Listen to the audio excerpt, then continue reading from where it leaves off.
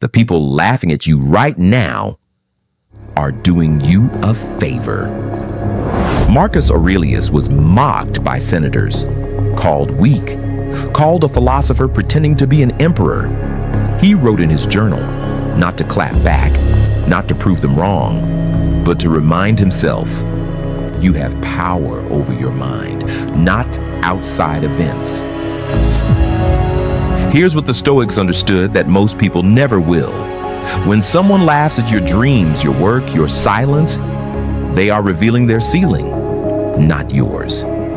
Epictetus was a slave, literally owned by another man, and yet he said, no man is free who is not master of himself.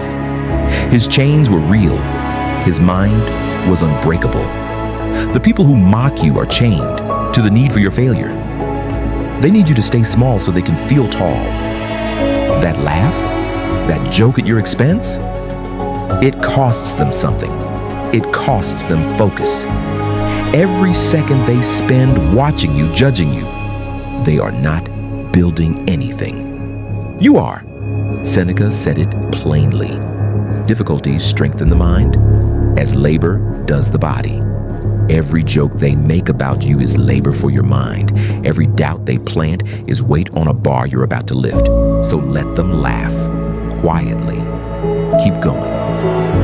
The Stoics didn't win by arguing. They won by becoming. The emperor didn't need Rome's applause.